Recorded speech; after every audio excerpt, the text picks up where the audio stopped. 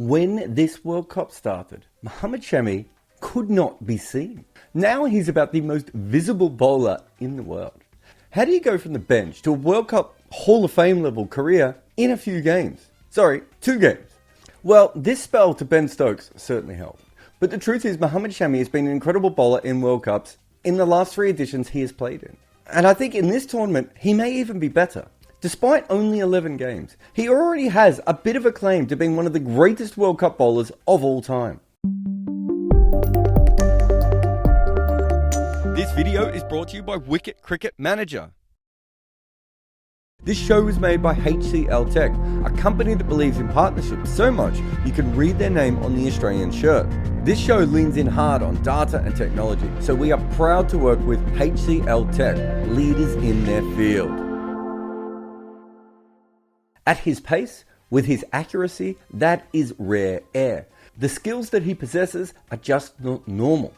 Coming into this World Cup, I thought Mitchell Starc and Trent Boult had a chance to prove their all-time great status and also cement themselves as 2 of the best World Cup bowlers we have ever seen. And I suppose they still have that chance.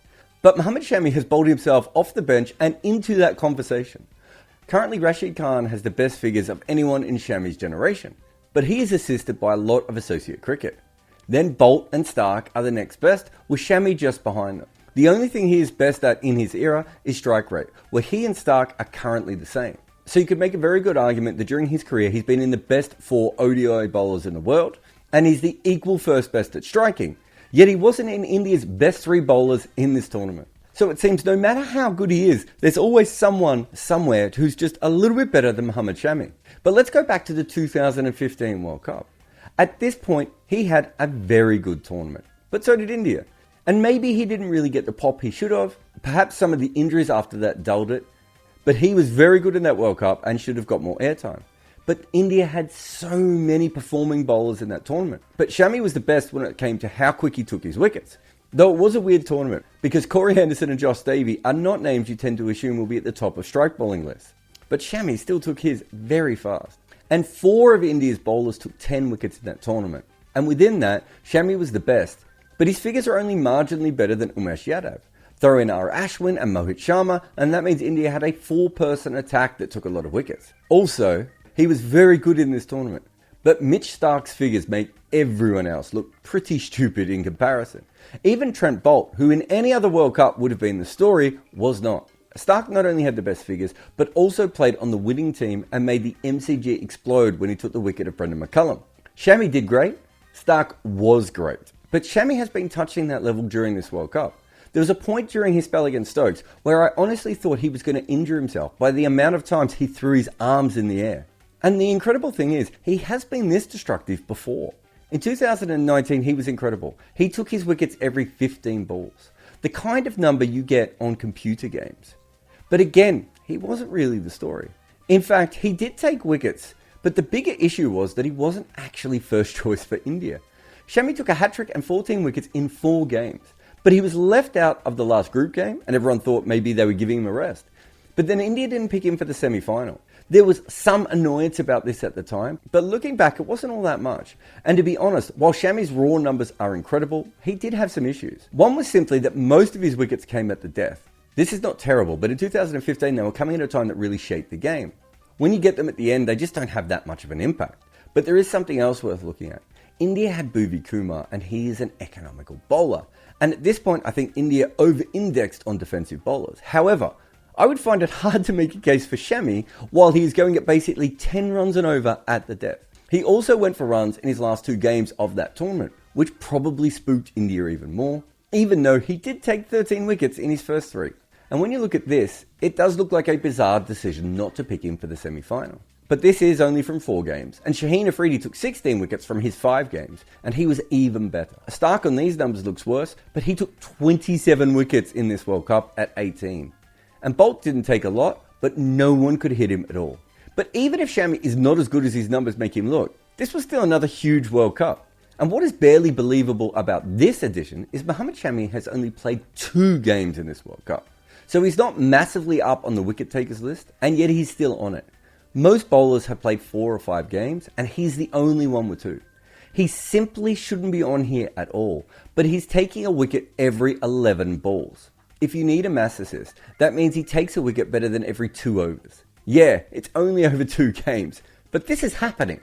But now we need to look at all of it. Shami may never have had one great World Cup, but when you drop them all in, he certainly takes a bump. And what is incredible about this is that in 2019, he started on the bench and then ended there. And this year, he started there again.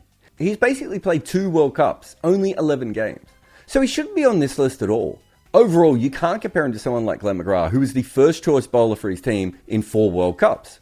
However, Shami has only ever bowled 113.1 overs in World Cups. That is 30 less than anyone else with 35 wickets in the World Cup.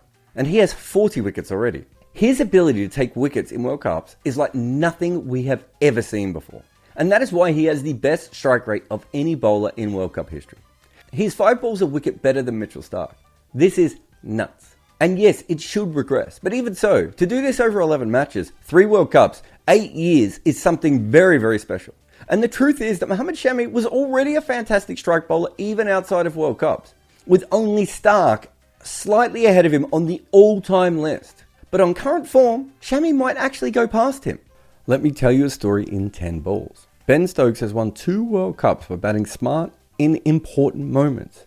This first ball is fairly normal and Stokes leaves it, but it was good. So for the second ball, he dances down the wicket. This is England, right? This is what they do. But he misses it because the ball moves away. This one coming up here, he will try and run away. But again, Shami is moving the ball from him and Stokes misses. This one, something else happens. Remember, he's been moving the ball away. Wait, what just happens there? This one actually comes back in. And not a little. Stokes is so shocked that he knocks it up in the air. But just when it looked like this was going to be a thing, no, let's move one the other way again. Now, at this point, Stokes has seen enough, and so he backs away. And why does he take this risk? Well, the outfield was wet, but he needed to get the ball there by any means necessary. If Shami has a wet ball, he may actually be able to face him. He doesn't think this was a bad shot. It's just that he doesn't believe he executed it well. And next ball, he will play it again, just to double down. This one is better, but he can't beat the ring field. What happens when he tries to play a conventional shot? Nothing good for England. Finally, Shami over-pitches to him on his pads, and Stokes has hit 1,000 of these balls to the rope, but this one is just a lame push for no runs. And here comes Shami again to Stokes. But wait, it is worth here to actually stop and check this out. Stokes and England are in the middle of 12 dot balls. Something has to give. Well, it certainly did. Remember why England brought Stokes back. He was their insurance. In 2019, when the batting fell down, it was Ben Stokes who got them home. In 2022, when they started, it was him again. This was the man brought back for this very job. And all Mohammed Shami did was strike. It would be unfair to compare him to Glenn McGrath. But when it comes to taking wickets at World Cups, no one does it faster than Mohammed Shami.